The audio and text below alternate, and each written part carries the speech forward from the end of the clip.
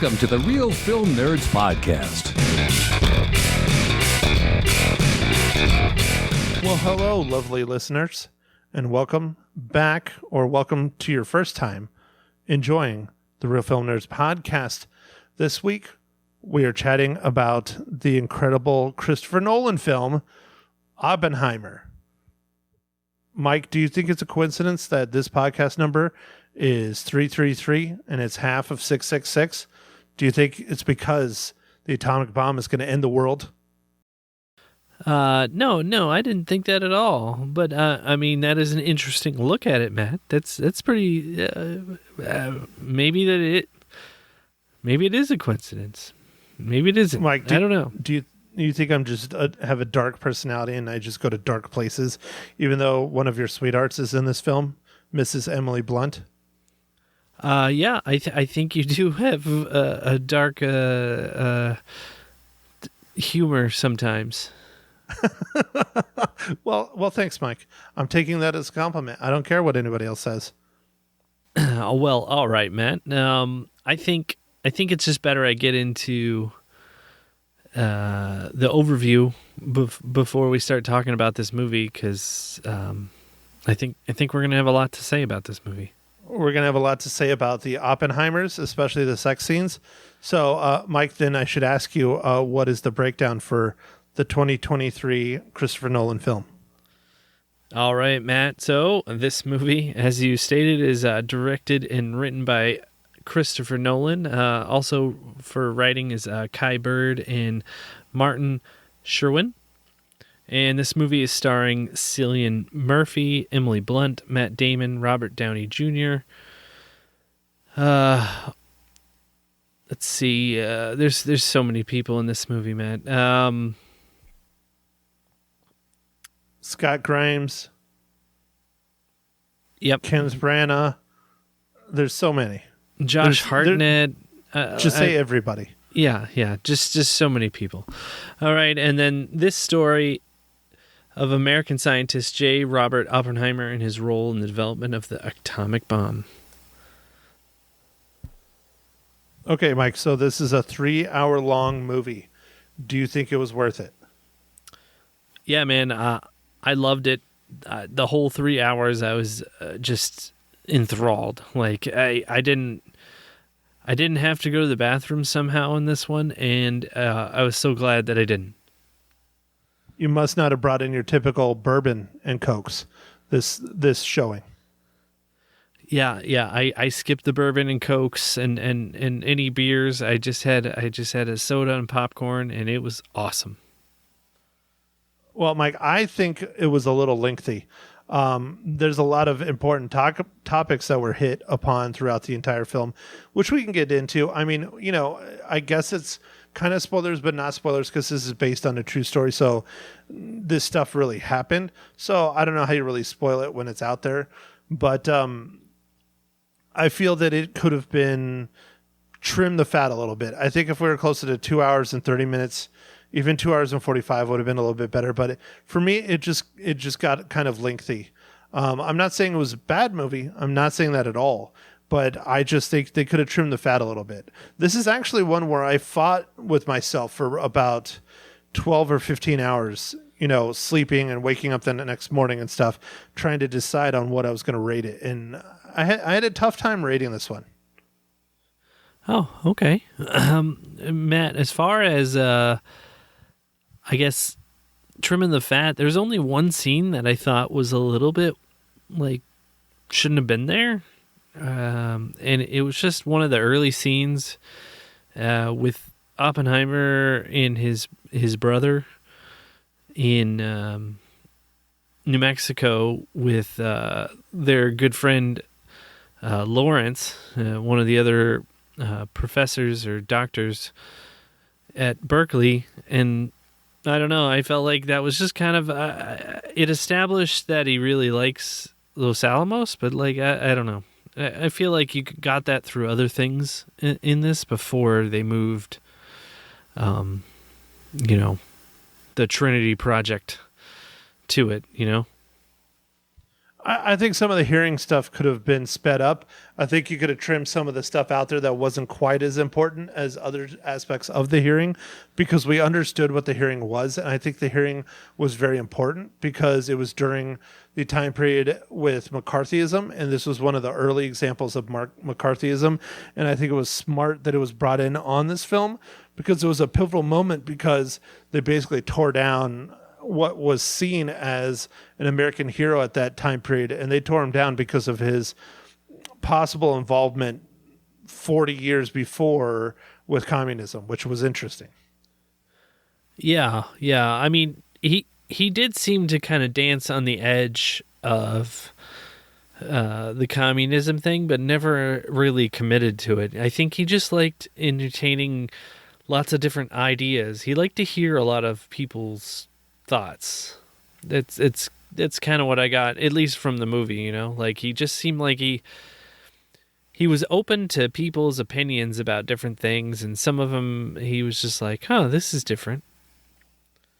I think it was a combination of being open to other people's thoughts for sure, but I think it was more about people's individual freedoms, where, you know, he talks about the Spanish-American War and how he donated money to that, even though they were fighting a different political ideal than what he sided with, being an American and being a capitalist.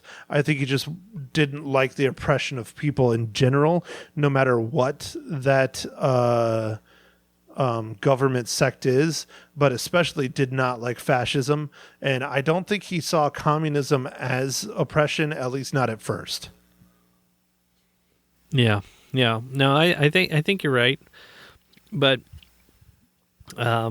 Matt, this movie, since it's very, you know, it's historical, it was very fascinating to watch. Just all these amazing characters who I don't know, things are named after them, like Lawrence Livermore Labs and like just all kinds of stuff. Like it was interesting to kind of see some of that brought to life, and how things kind of went down with some of the stuff. I know not all of it is known, but it was very interesting for me.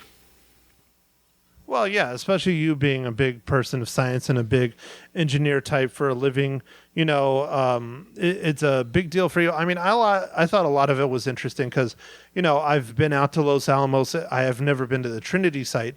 I spent a couple of years in New Mexico. I know a lot of the history of this stuff. I studied a lot of the history in school. World War II is one of my favorite things. My dad historically likes to talk about how, and my mom touched upon it a little bit in her podcast, but my dad was born in between the two bombs. Like, he was born the year they dropped the two nuclear bombs, but he was born between them, date-wise. So he always jokes about that. Yeah, he always jokes about that. But I don't know. It's fascinating because this goes to the whole should we have done it kind of thing, and you really can see that representation of Christopher Nolan doing that with Oppenheimer in this film, where Oppenheimer is all about it when it's like, this is just my take on it. Oppenheimer is all about developing it, building it to fight fascism, to fight the Nazis, to fight Hitler, and then the instant like they surrender, he's kind of like questioning, should we keep doing this? Because the ultimate evil is kind of taken out.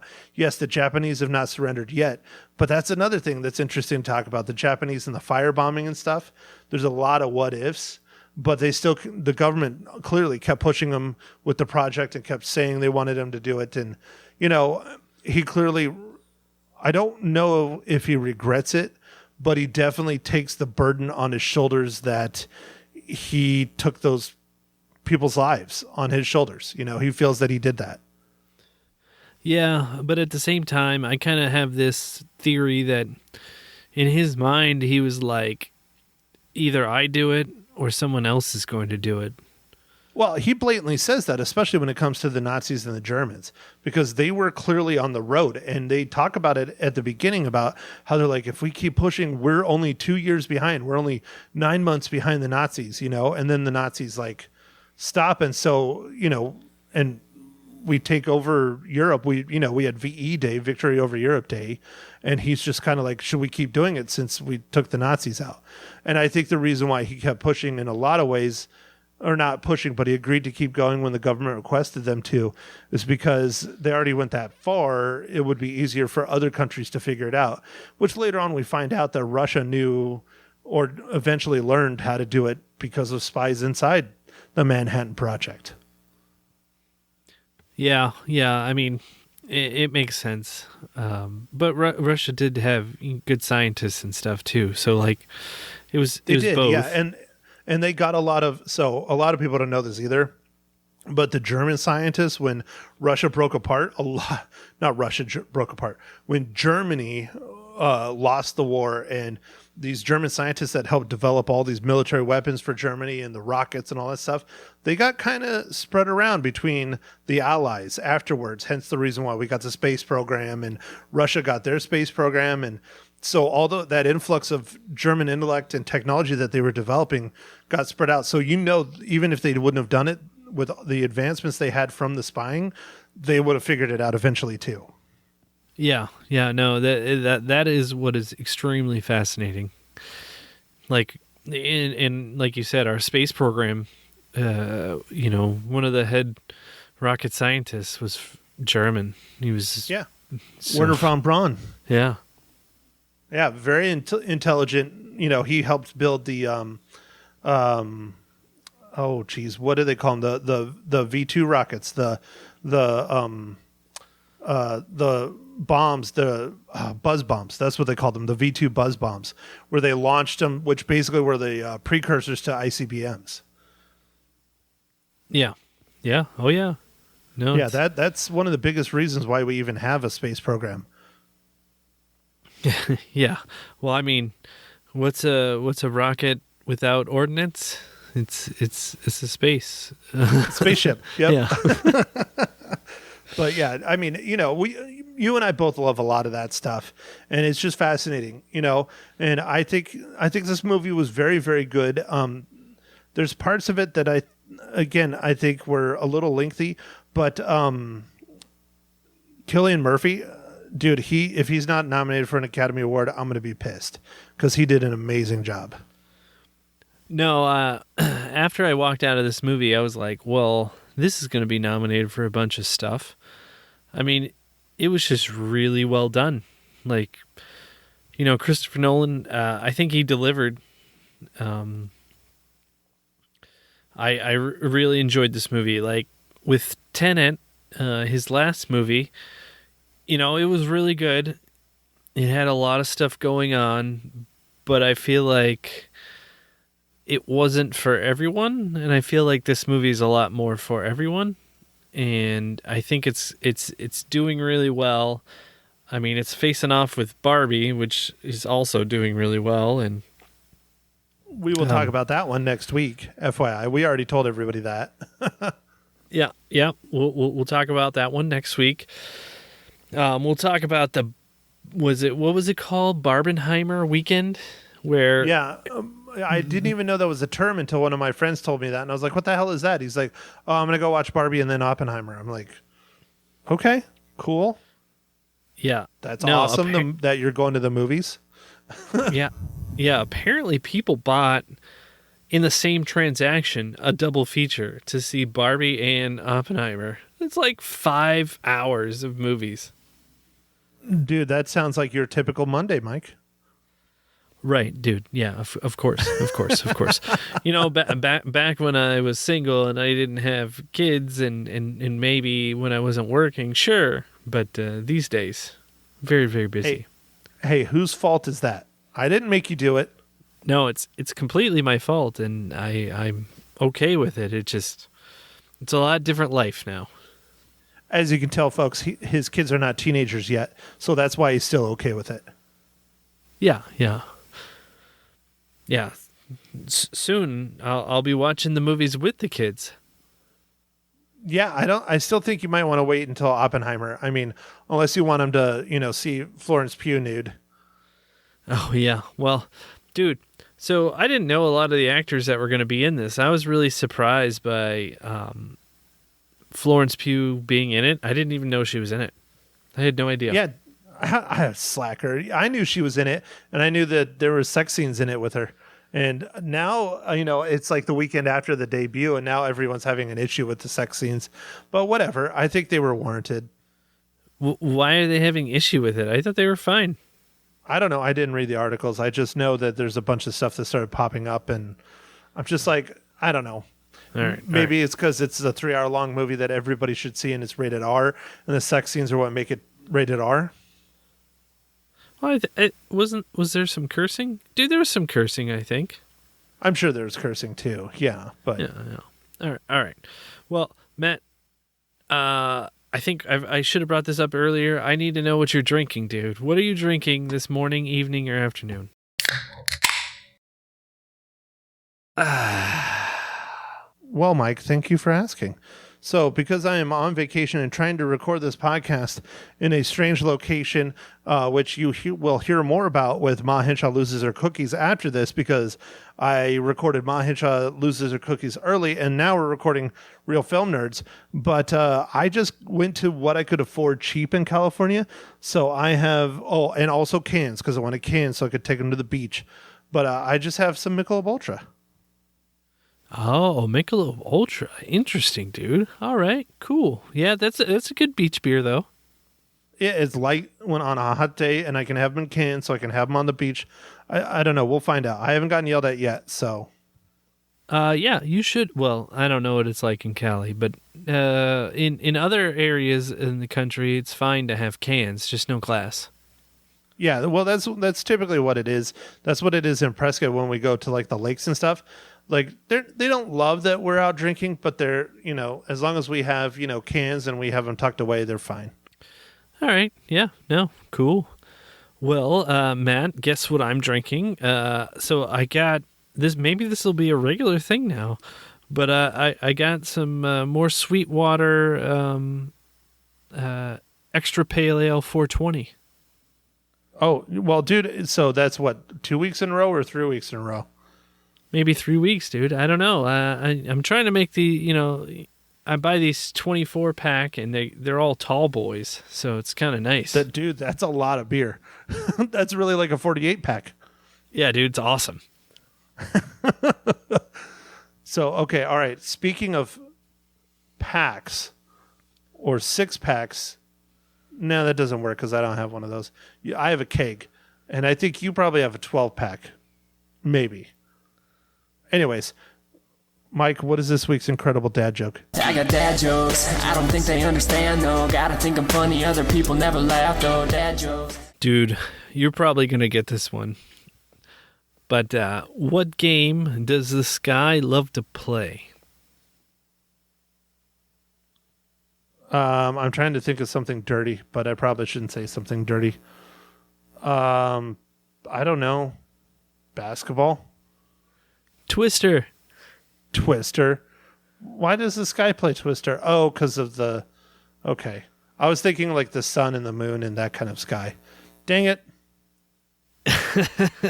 All right. I got you. Yeah, that wasn't very good. I'm sorry, Mike. Yeah, that wasn't very good. Well, I'm talking my guess. My guess was terrible. I was thinking too literal, I guess. I don't know. So anyways, okay. All right. Now this one is going to be super, super difficult, Mike. I don't know if you can do it. But how does Christopher Nolan's 2023 film Oppenheimer relate to the Marvel Cinematic Universe?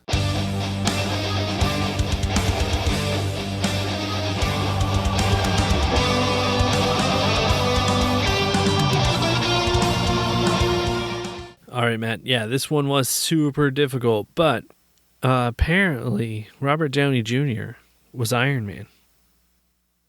Really? I had no clue. Yeah, Tony Stark in Iron Man 1, Iron Man 2, Iron Man 3, So, Avengers. What? Sorry, dude. I totally started interrupting you because you cut out, so I'm sorry. Go ahead. No. Go ahead. Keep listing off all the films. Oh well, no. I think everybody's got it. Another one I could have done would be Matt Damon But it was just like his weird little cameo that was in those Thor Love and Thunder and Thor Ragnarok as actor and Loki. you could have done Florence Pugh too. Yes, I could have done Florence Pugh as well for Black Widow. Was she in another one? She was at least in Black Widow, right? Because she's her Black Widow's sister. Yeah, and I think she was in one of the TV shows. Yeah, I'm pretty sure. But right now she was just in Black Widow. Yeah. Yeah.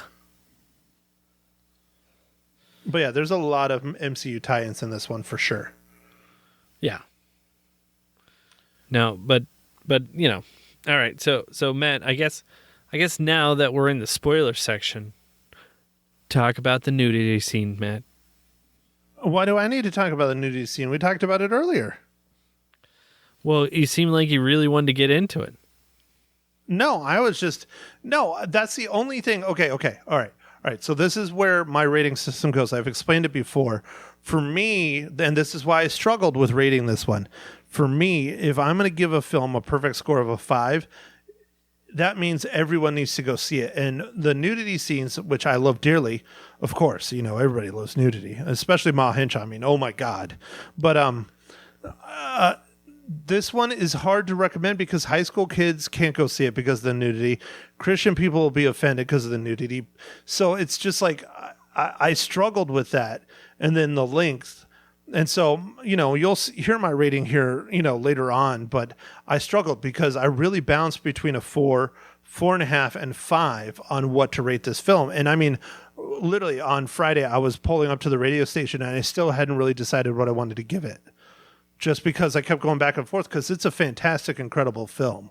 Oh, one question for you, Mike. Which way did you see it? Were you able to see the 70 millimeter film version? No, man. Unfortunately, in my neck of the woods, I would have to drive 3 hours to get to a 70 millimeter. So I guess in the entire country, there's only 19 film theaters, that were able to do the 70 millimeter. The one that could do it in Arizona was the IMAX at Arizona Mills Mall, and I wasn't going to drive that far.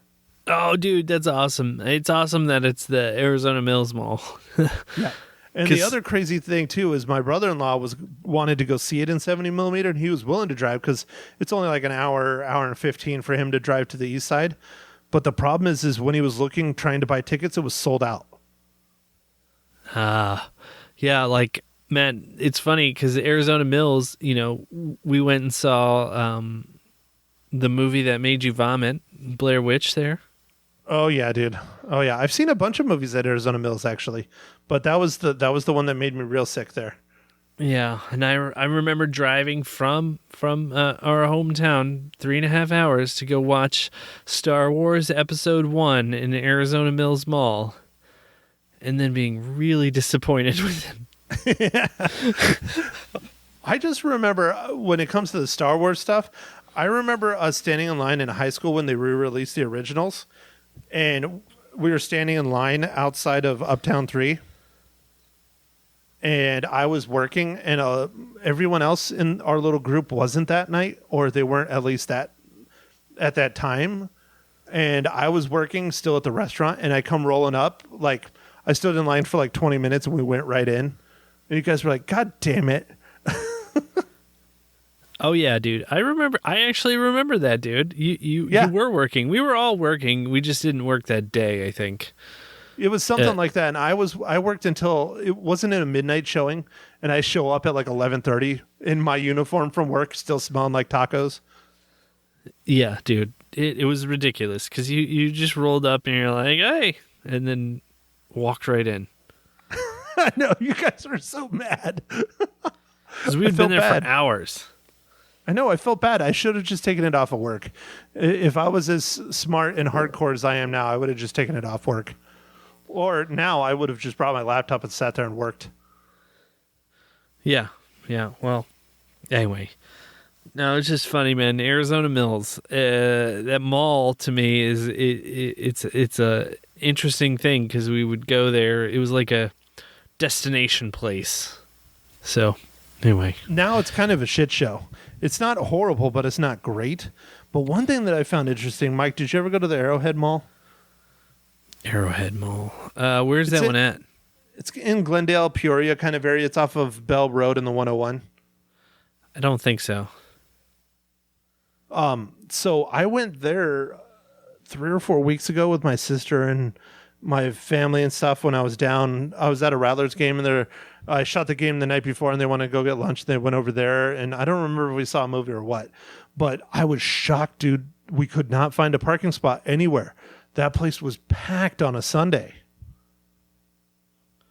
Interesting. My neck of the woods, there are some malls that are doing well, and then others that are like almost ghost malls and stuff. Like one of them has like a orthopedic like centers moving into it, like in one of the old Anchor stores because they left. Mm-hmm. And I was like, well, that's weird. A doctor's office at a mall, but hey, why not? You can get some food, go catch a movie, go get an X-ray. Probably cheap rent. Oh yeah, dude. I'm sure it's cheap rent. Like, but it really seems like some malls. There are some malls that are still doing fine, and then there are a lot of malls that aren't. So. Oh yeah, dude. Well, Metro Center, one of the biggest malls like ever created, at least in Arizona, and definitely for Phoenix, I think almost ever. It was built in like the 70s, I think. They just bulldozed that motherfucker. Yeah, just got rid of it? Yep, they're bulldozing it, and they're turning it into like a bunch of new shops and condos and all kinds of stuff. They just bulldoze it. One of the biggest malls ever built on the West Coast. Yeah, I mean, that kind of makes sense. They're just redeveloping. Yeah. Yeah, it's just weird, though, because that giant mall sat there vacant forever. Arrowhead is doing killer. Fashion Square's always done great because, Fashion Square's, the fancy stores in Scottsdale. So. Well, yeah. No, I got that. Yep. Our fancy mall is still doing just fine, which is weird because I feel like there's not enough people to support it, but somehow it's still going great. Dude, that's fine. I mean, I kind of miss being able to go and buy stuff in person, but it's also nice just opening up my front door and pulling a box up and shutting the door again. It's true, dude. It is nice. Yeah. I mean, it is definitely interesting. I don't know what the kids do anymore. Do they just go on their cell phone and like TikTok each other? They TikTok each other, and then they talk to each other when they're playing video games, and I think that's about it. Okay. All right. Cool. Well, dude, you'll find out before I will. You're the one with kids.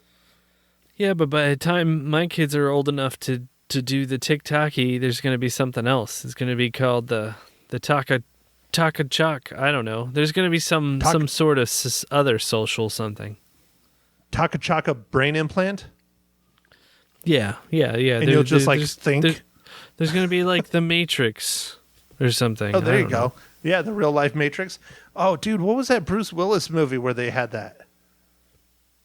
Where they like lived like second lives, or like almost like Ready Player One?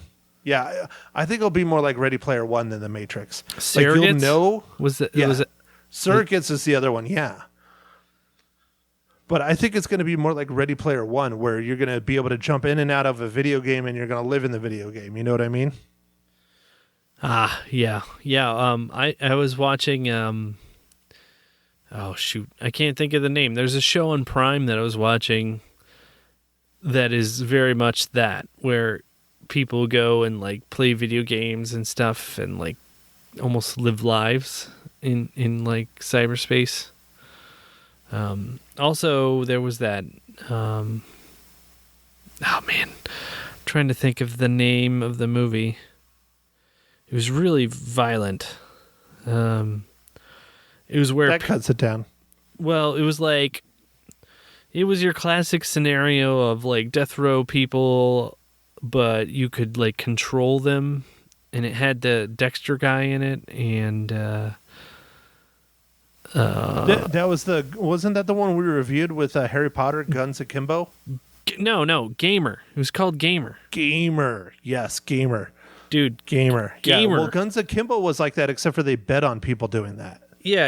And it wasn't a game. Yeah. Yeah. They were a similar concept, yeah. Similar concept, but like Gamer was like, I thought that was a really good movie, but like it was a little crazy. Oh yeah, dude. I thought it was a lot of fun. But man, all right. So back to Oppenheimer, Matt. Oh yes, sir. Right away, sir. I forgot we were talking about a movie. Yeah. What did you think of the cinematography, dude?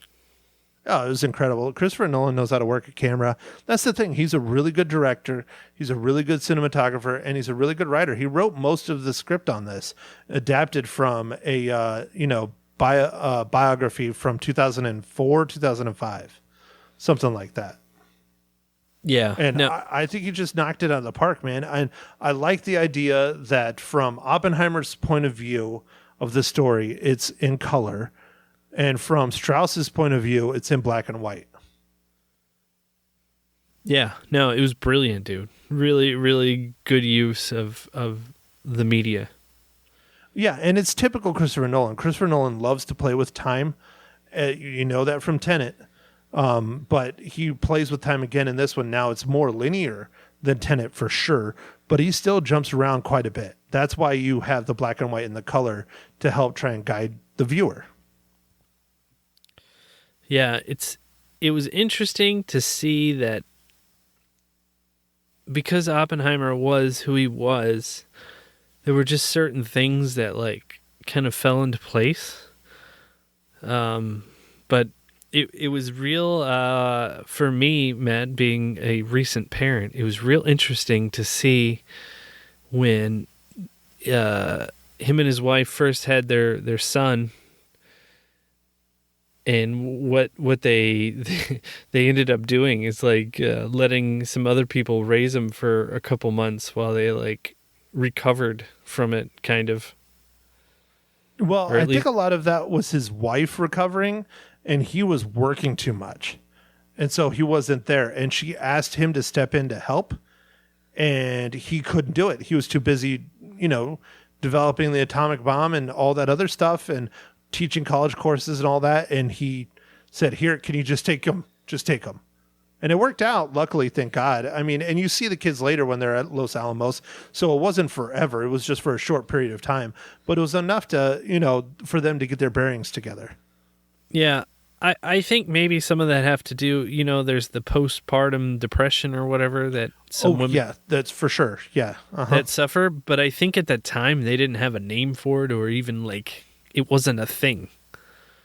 Right. Kind of like PTSD, how they didn't have a name for that until past 30 years or so? Yeah. No, but like, so I think people knew that things happened, but they just kind of were like, oh, something's happening. I don't know. Well, dude, so it could have possibly saved their marriage in the end and allowed them to be together and have another child and all that, Yeah, but it was just I don't know. It was interesting because I definitely know those the first year of a child is a lot of work. Well, it's not like any year is less work, but the first year is an extreme amount of work. Yeah, and then it just gets more expensive.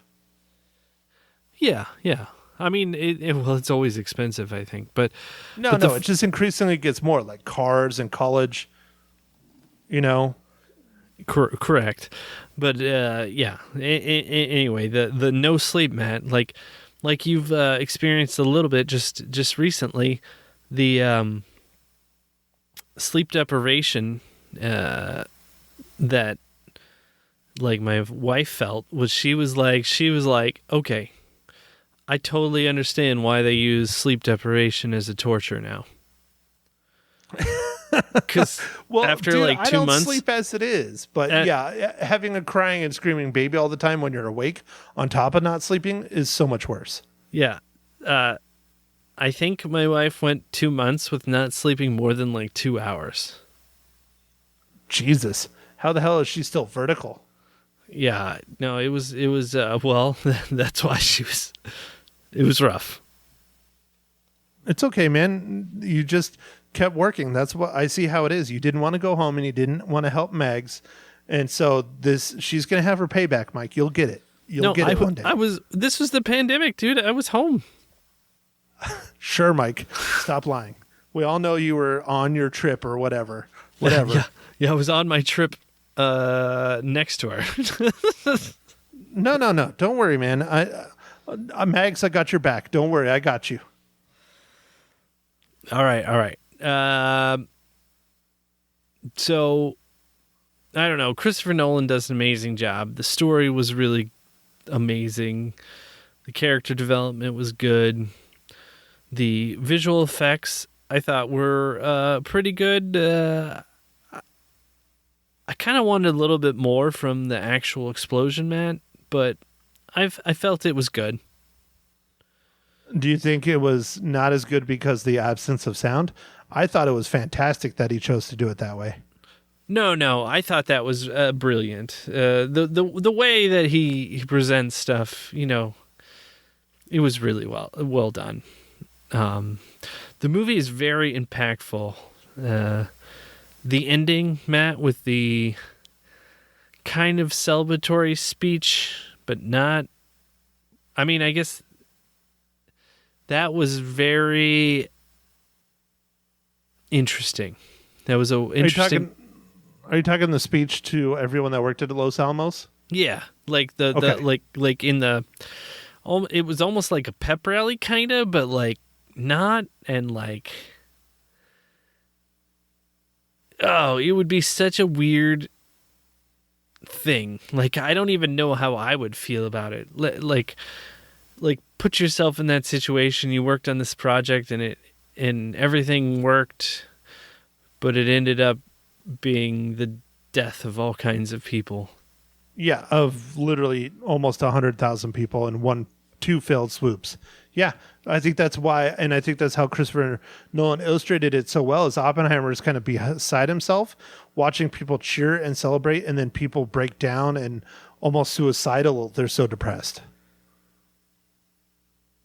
Yeah. It would be such a burden. Such a burden.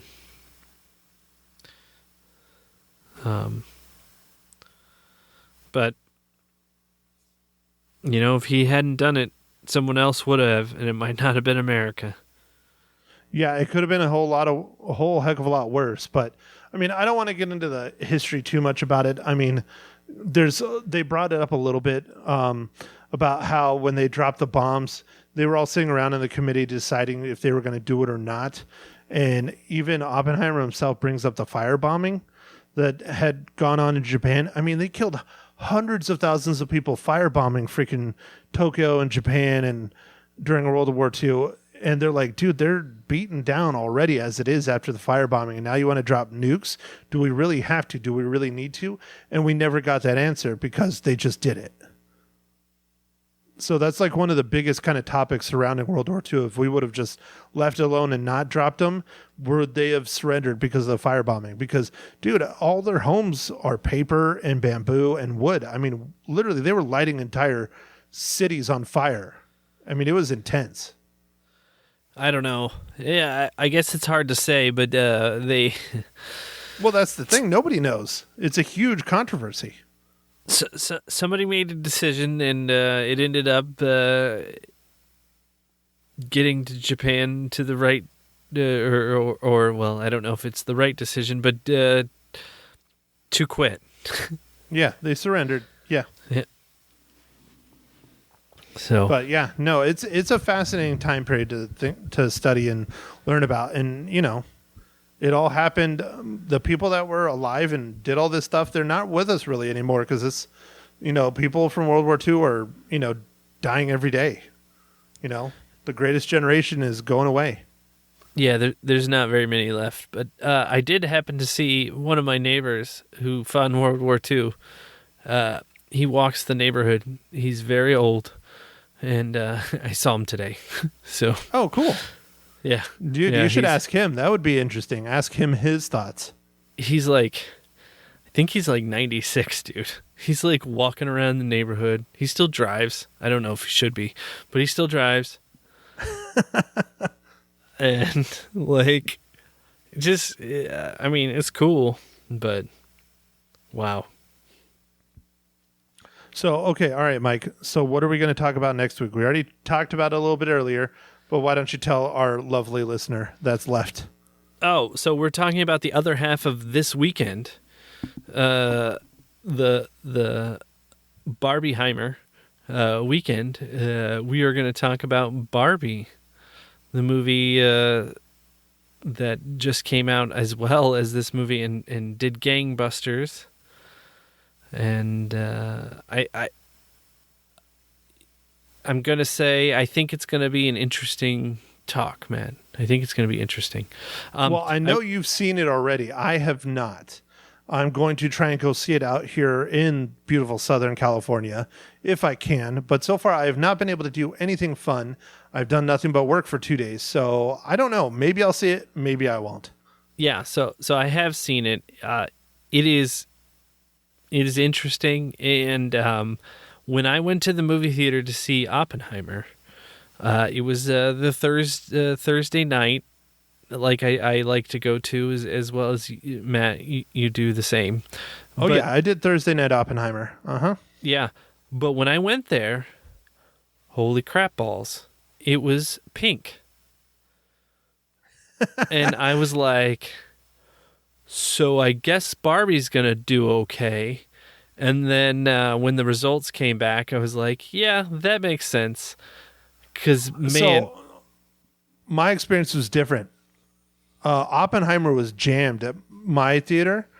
There was quite a few people at Barbie, but it wasn't packed. Not like yours.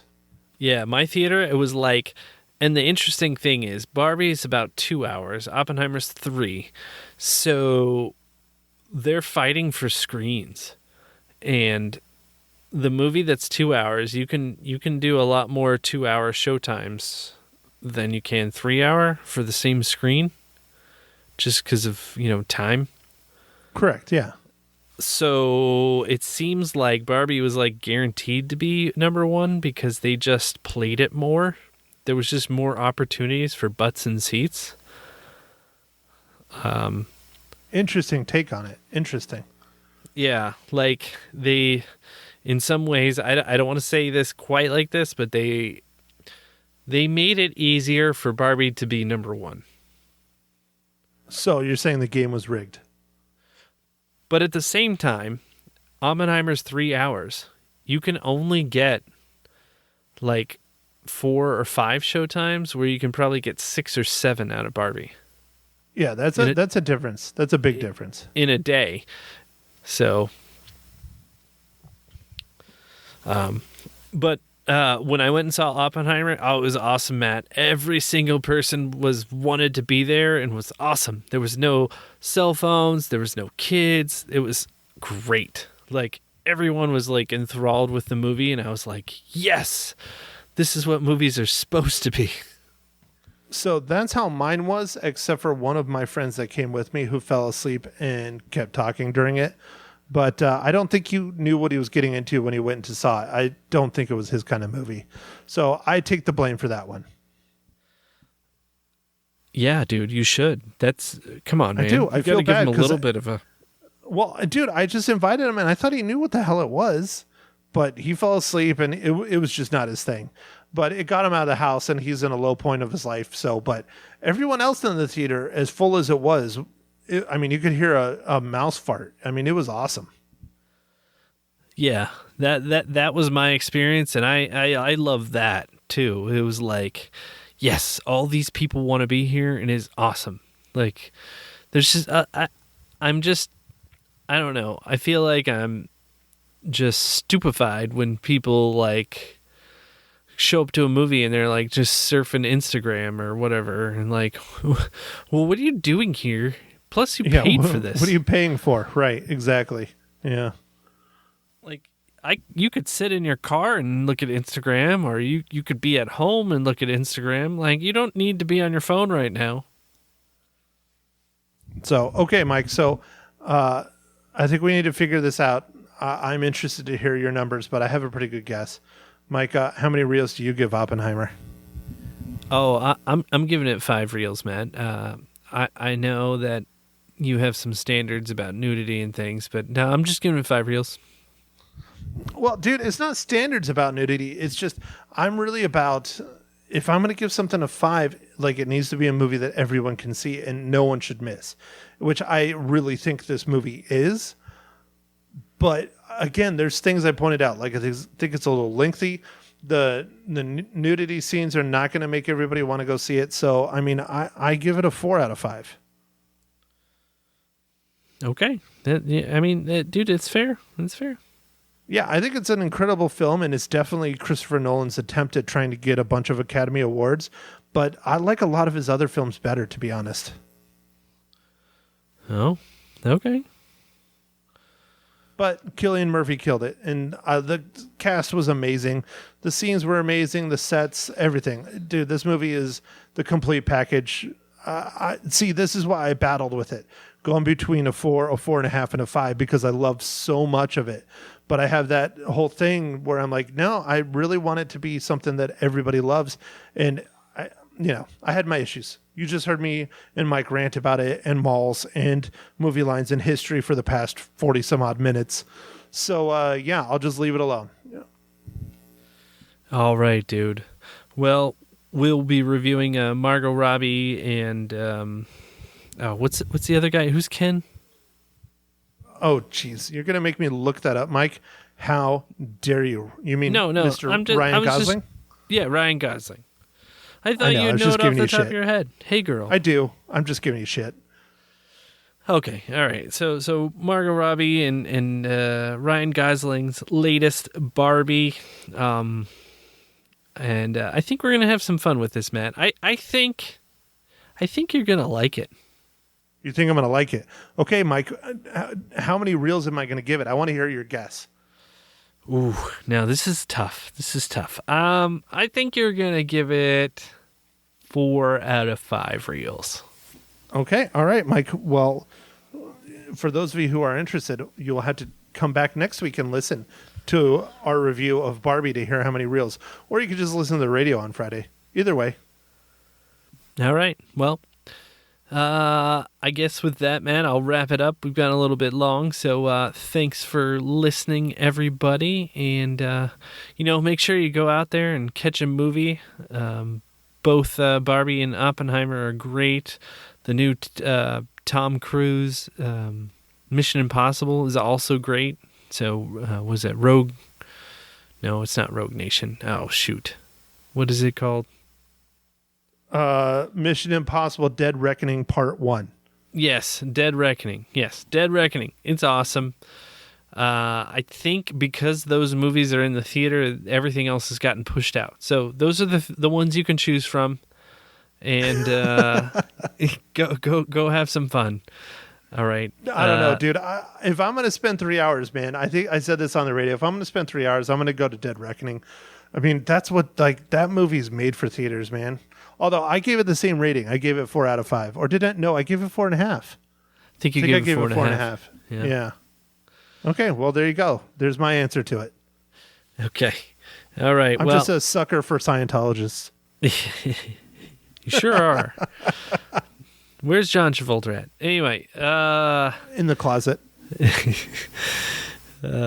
Thanks for listening, everybody. And make sure to catch us on next week's pod, where we talk about Barbie and all the dolls that Matt and I grew up playing with. And oh, you bastard. You know that's what Santos calls my collection is dolls. Damn it.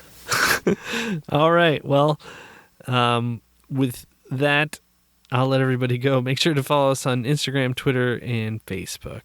Thanks for listening, everyone. Thank you for listening to The Real Film Nerds. Now, don't forget to follow us on Facebook, Twitter, and Instagram at Real Film Nerds. Now, go out and catch a movie.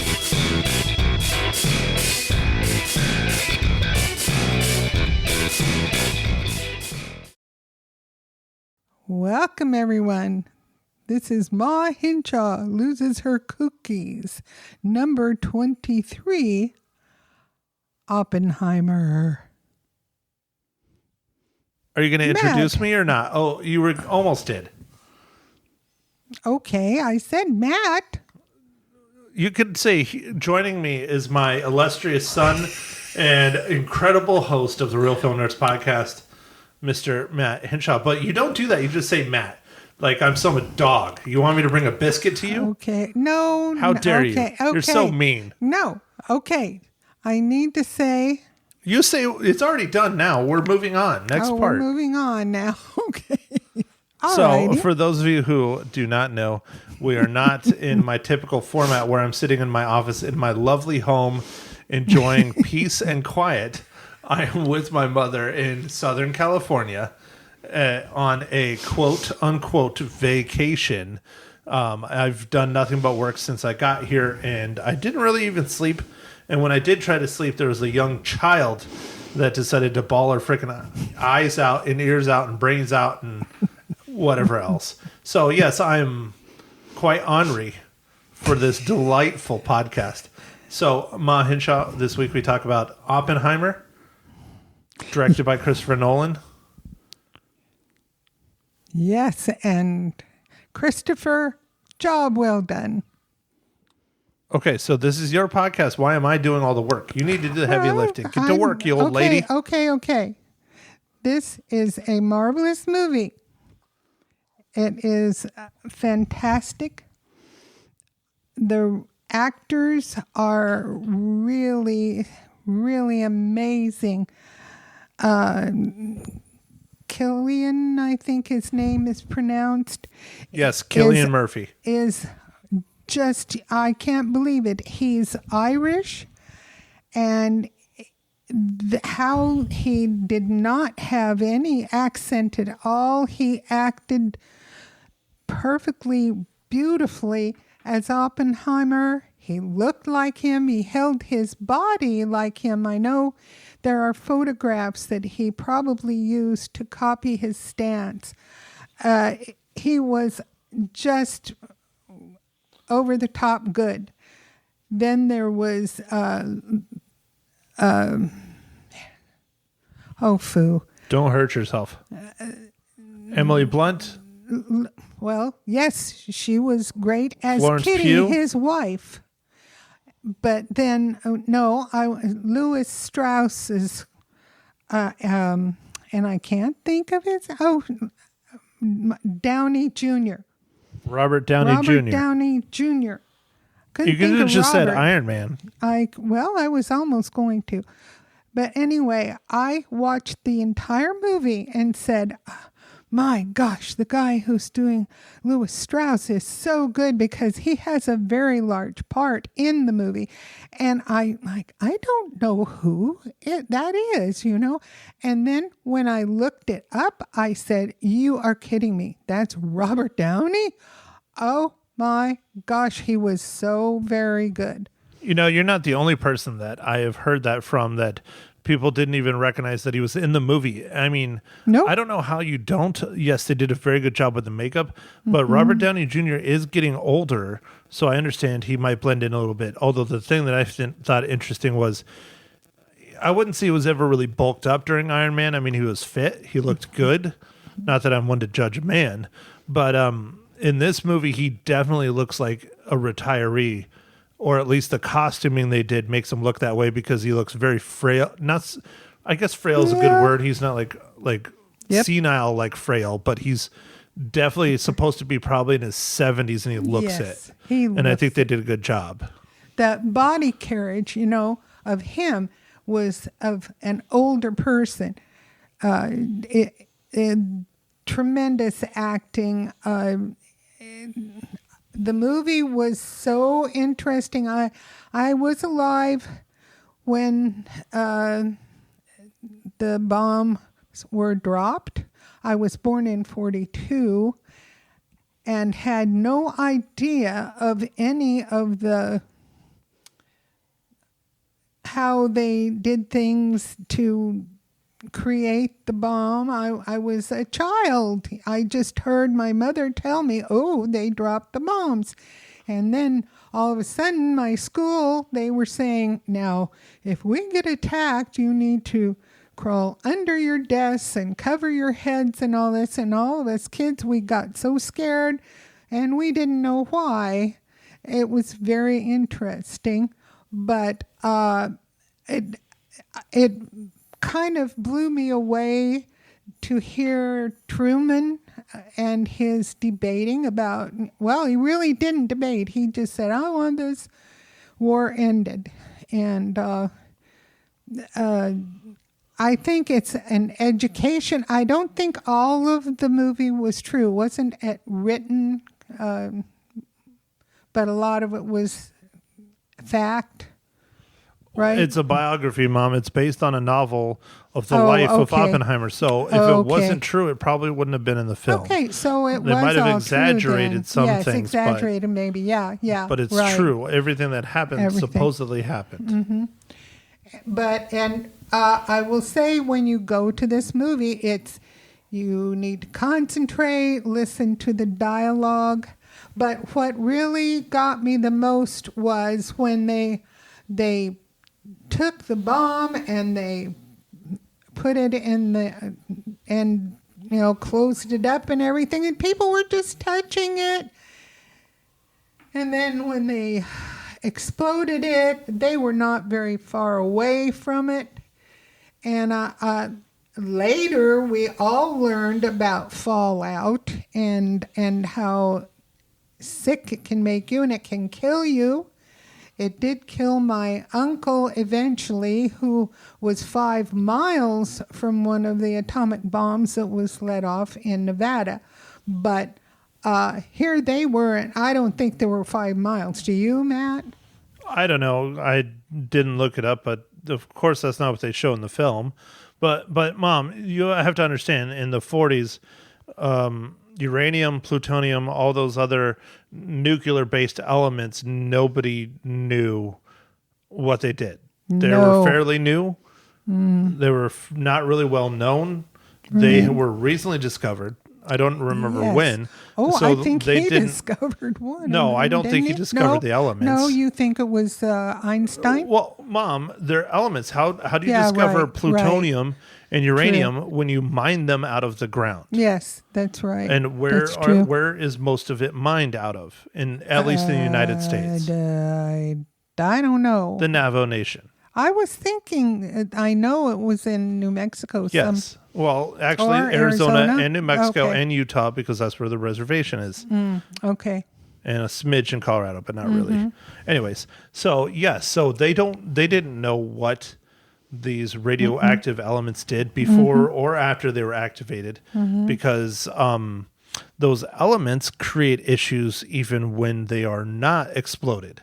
As you know, if you go and look at the reservation where the mines are, there are people living next to it, and they have all kinds of fun and interesting, awful cancers. Oh, and I did not realize they did. I really didn't, but it Mom, makes sense. I went to a site right next to an area where they mined uranium, yellow cake uranium, on the reservation. I went out there, and, I had to throw my shoes away afterwards. Oh, I did. Oh, Matt, I didn't know that. It was up the stream from the city I was in New Mexico for a while. And they lived right there. Kids, families, that was their land, that had been their land for generations. And they lived basically in the uranium mine. Oh, my goodness. Yeah. And tell me they're doing great. They're not. I don't But that's not what we're here to talk about. We're here to talk about a movie. Yes. Anyway, I learned a lot of different things, like the fact that Oppenheimer had a city built. Okay, and you messed up on the radio. I did. It was not Los Alamos. It is Los Alamos. What did you call it on the radio? Yeah. You call it Alamogordo. Alamogordo. It is not. It is Los Alamos. And if you remember in the film, Oppenheimer's talking about that was his ranch land. Oh, yes, right. So he said, this is where we're going to do it. And they all came up with a plan. If you pay attention. Yes. They say, let's do it in New Mexico. Let's do it on my land. But I need a city built so we can keep it secret. Yes, I didn't catch it. It was his And land. now, I don't know if you would call it a city now. It's a military base, Yep. basically, now. Yeah, but it is. They still do a lot of development there. I don't think they do the development that they have done back then, but they still work on a lot of stuff. Mm-hmm. I know some people that have worked there. But yeah, and the Trinity site is a lot farther away from Los Alamos than they make it seem in the film. It's not right next to it, but Yes, that's it. I hope it wasn't true. In other words, it looked awfully close where they were compared to where they. well, let the I'm talking bomb about off. the site itself compared to where the they site? developed it. Okay. Yeah, the site where they actually let loose the bomb was quite a ways, not like hundreds of miles, but it was still in New Mexico, but it's a ways away. And you actually can go visit that site. It's still extremely radioactive, and I don't know if they still do it or not, but they used to open up one day a year when the radioactivity is really low and the winds are really low, and you can go out there and stand and be near the site, and they have a Geiger counter and stuff with you, and it's not, it's no worse than like having an X-ray is the level of radiation when you go to the Trinity site on that one particular day. Wow. But they're more worried about the winds blowing stuff up and you inhaling that. That's where it's bad. Yeah. But yeah, a good friend of mine, John, went and did that. My gosh. Well, anyway, I highly, highly recommend this movie. The acting was very, very good. The cinematography was great. And you will learn about hearing that Oppenheimer had, and that is quite a bit of part of the movie that I never realized went on. It went on when I believe I was in college in the 60s, and it's just fantastic, as I said, and everyone should go see it. I think it was 50s and 60s, but I don't Was know. it? I never Okay. looked it up. It was I didn't know it. It was Nolan's way of bringing about his opposition to McCarthyism is what that is. And bringing that to the limelight, because especially today, Yes. not a lot of people know what that is. And Now, that's true. I don't want to say that there's levels of McCarthyism today, but there is sometimes in certain things, in certain ways. But we're not here to get political. We're here to talk about a movie. No, it's just wonderful. How movie. much nudity was in this film? Did you enjoy the nudity, or do you wish there was more? Because it is rated R. I know. I thought the nudity was handled tastefully. There was only a couple of times, and I didn't think there should be more. I thought it just kind of fit with the plot, or no, I thought it was fine. It was handled decently for an R-rated movie. Yes. Well, Mom, we know you love your nudity. Oh well, so, I do, but Colin doesn't have a really buff. You mean body. Cillian Murphy? Cillian. Oh, why did I say Colin? Well, I'm Because you're old. drunk. That's it. Anyway, yeah. But no, there's a lot of stories going around in the media, specifically today, about the nudity in this film. I don't know. It is what it is. It's not like it's a giant orgy scene or anything, No, or actual not. penetration or anything. It's not a porno. It's just a rated R film. Then, sure, I've seen It is that what it much is. on television almost. Yeah, I have. On some TV programs, actually. that's called Cinemax, Mom, and that's a practically a porn channel. Just to let It's you know. not either. Cinemax definitely is. No, it's called shush. Skinemax. No, shh. You're a dirty woman. I am not, and that's not what I'm talking about. How dare you. anyhow, naughty. You're naughty. Shame. Why do you enjoy the sex scene so much, Mom? At 81, I've forgotten what it is. But anyway, Oh, that's all Lord. right. That's all right. You've forgotten what a lot of is. I still like six-pack abs, but that's Oh, a different Jesus. story. Okay. Okay, so should everybody rush out and go see Oppenheimer? It's a 3-hour-long movie. Please do go if you can. Buy yourself a very large Coke. It is Why? a long So they movie. can pee themselves? Well, they may have to make a potty break. Tell them to but- get a small Coke so they don't have to pee during the film. Okay. And then I would watch it. I went to an XD screening, and it was really good, but I don't think it's necessarily necessary. I mean, it was very good, but, other movies, I think the XT was really fantastic. This one I don't think it's terribly needed, but it's good if you do go to it. It's XD. XD, And that's for those what of you I who said. do, no, you said XT, but for those of you who don't know what XD is, it is Cinemark's answer to IMAX. Right. So, okay, Ma, we're running long as we always do. Let's go short. Always do. Cut it. Hurry, quick. Somebody's coming. Oh, yeah, they're coming in the door. Oh, yes. As hurry. we're trying to record the podcast. Yes. Because, of course, they are. I thought you had 15 more minutes to go swimming, and now you come in here and you bug Ma during her podcast. It says 15. Excuse me, are we going to... Whatever. It's your damn podcast. All right, folks. On the cookies. We would invite Okay. Hellish Heather to come talk on the podcast, but she hasn't even seen this movie, so she doesn't get to No, talk she about it. can't. She does not qualify. We're just talking about the nudity too. Yes. Previews over and over again. Does that count? No.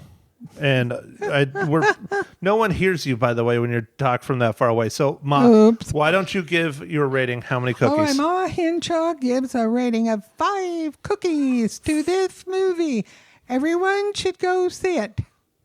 5 for- cookies to Oppenheimer. Yes. Even though it's 3 hours long and you fell asleep 15 I times. did not fall asleep at all. And that's shocking, considering I'm old. Of course you fell asleep. You're Yeah, old. No, I didn't. I did not fall asleep, okay? Janice wants to know where the cookies are. Go. The- So Don't that's take Heather children. talking in the background again. Hellish Heather trying to get the cookies. The cookies are on the top shelf. I purchased Oh, them. no. You are not allowed to have them. So, Ma, what are we talking about for next week? Next week, it will be the fantastic movie Barbie. Which one is better, Barbie or Oppenheimer? Hey, I can't say. Nobody's Oh, look. seen See, Barbie. I almost got her to slip. I almost got her to slip. Nope. Okay, so what I else didn't do you slip. want to add? Are you done for the I am day? done for tonight. Are you Yes, sure? I'm sure. 100%. 100%. So, okay, one thing I have to say before I take us out. This podcast is brought to you by the Mile High Show because we are using Lord Matt Manto Santos's equipment to record on the road. And so, when you make noises, Ma, it picks it up. Well, I didn't So you know. go, picks it up. Oh, thank you. What? I don't know what you're saying. Thank you for. You're making noises. Okay. That was Oh, Janice Jesus. See, and now Heather's chiming in. See, this is why I didn't want to do this on the road, folks. I really tried not to do a podcast on the road. I didn't want to do this. But anyways, thanks, Matt, for making my life worse. Anyways, this podcast, Ma Hinshaw Loses Her Cookies, episode 23, brought to you by Mr. Matt Santos from the Mile High Show. Go check out his comedy shows. He does them once a month. I think the next one's August 4th at the Elks Opera House. Anyways, thanks everybody for listening. Don't follow Ma Hinch on the socials because she doesn't check them anyways. But you can follow me at Real Film Nerds Podcast everywhere the socials are found. We have the new thread. We have the Instagrams. We have the tweeters. You know what it is. At Real Film Nerds. Thanks everybody for listening. Barbie, next week. Good night.